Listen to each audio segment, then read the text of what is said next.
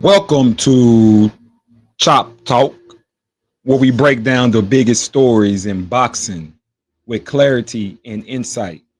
I'm the Wine Boss, and today we're tackling a headline that's stirring up conversation all across the boxing world.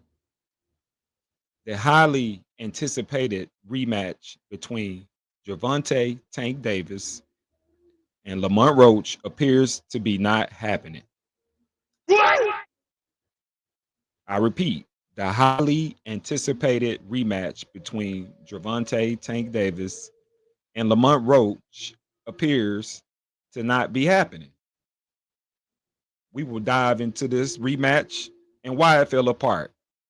We also gonna go deeper and we're gonna see what it means for both fighters' careers. And we're gonna go even deeper than that. And we're gonna see how this affects the whole world of boxing, the fans, and everybody. But before we move deeper into the presentation tonight, make sure you subscribe to the channel. And if you like what you see, make sure you smash the like button.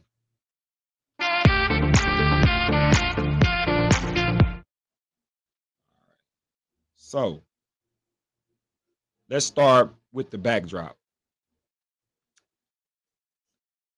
Tank Davis, one of boxing's brightest stars and one of boxing's biggest draws, a knockout artist, and for sure a pay-per-view cash cow. On the other side, we have Lamont Roach, the reigning WBA super featherweight champion, and has steadily been building up his legacy with skill, consistency, and patience.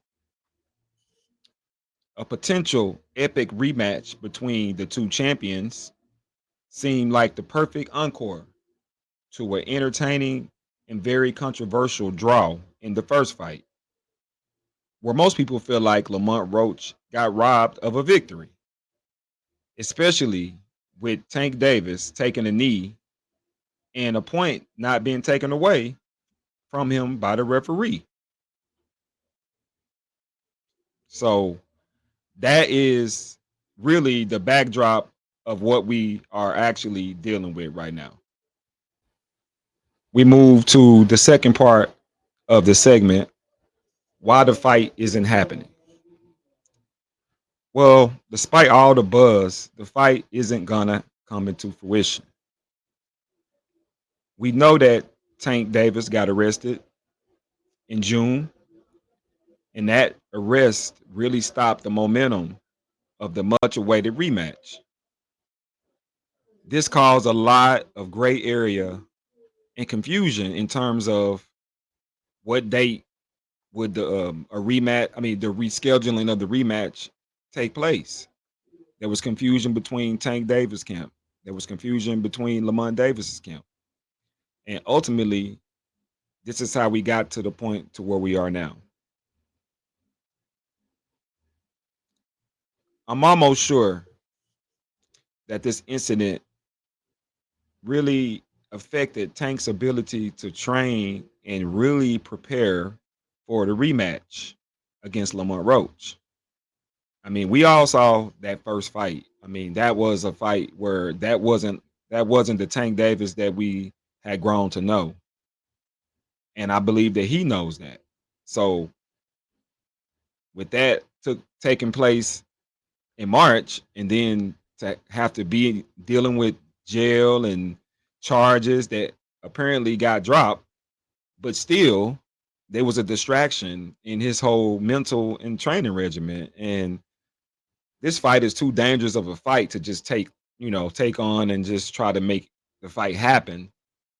This is a dangerous fight because probably lost the first fight because everybody know that one Roach ain't to be played with, yo. Facts, bro. On to segment 3. What impact would this have on Gervonta Tank Davis? Um, so what does this mean for Tank? Tank still is Tank. He remains a dominant force in the lightweight division, one of the best in the division, and his drawing power is going to guarantee that he won't ever have to worry about a big fight or a payday. But what is missing is the opportunity for Tank to redeem. I mean, because he wasn't expecting the fight to be a draw against Lamont Roach. First, thought that we was going to see everything that we saw in the past. So the naysayers won't be quiet about that. So I think we'll continue to hear about how he really lost the fight to Lamont Roach, who is a featherweight bout. So he really needed to like not only win but show that he really needed to have a better showing against Lamont Roach. Period. You know, I mean, Lamont Roach feels like he's the better, and he needs to show why he.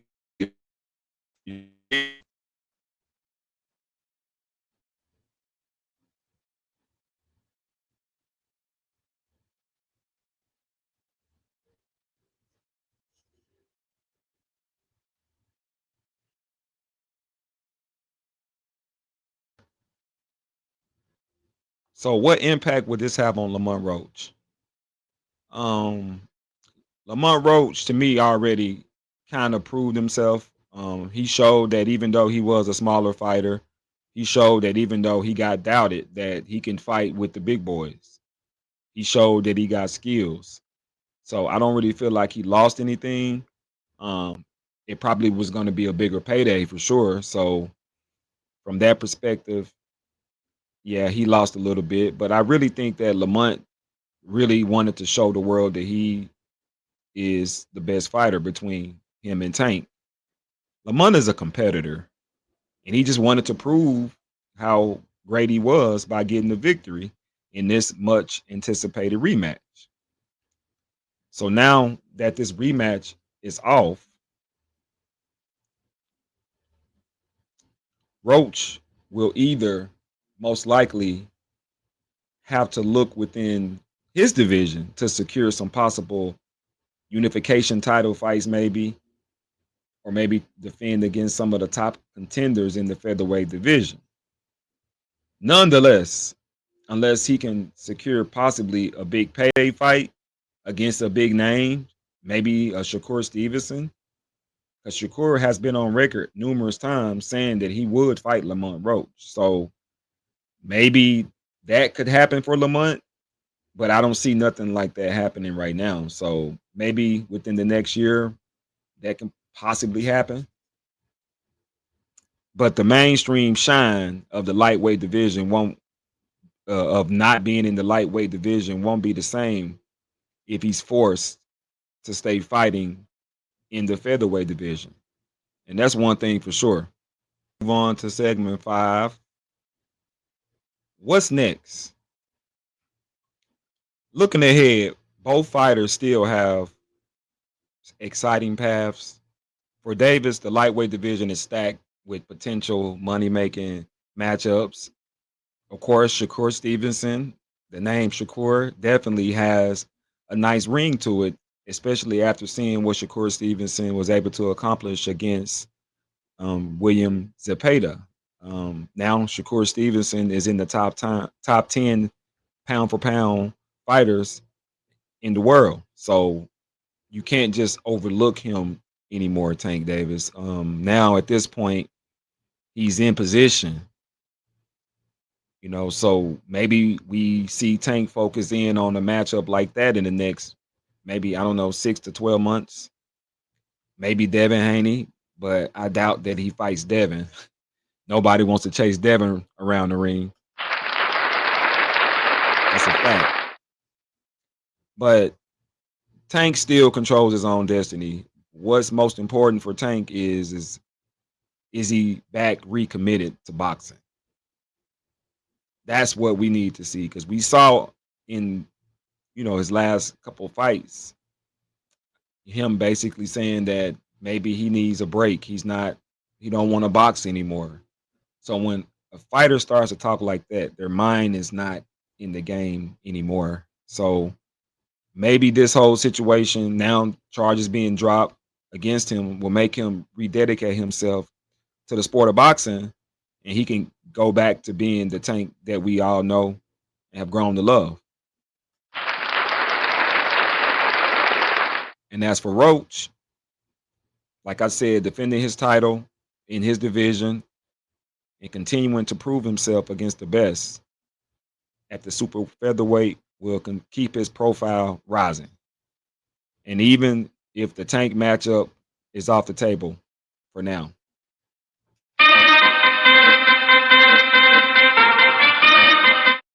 So while the Davis Roach fight isn't happening, the story underscores a familiar theme in boxing. The best fights often face hurdles outside the ring. Fans are disappointed, but the sport continues to move forward with plenty of intrigue on the horizon. So don't forget to smash that like button, people. And if you like the video, subscribe to the channel, Sports Zone. And thank you for tuning in to Chop Talk. Thank you for tuning in to Chop Talk. I'm your host, the Wine Boss, and I'll be back with more analysis on the story shaping up the world of boxing. Until the next time, stay sharp, stay informed, and most of all, keep your guard up. I'm out.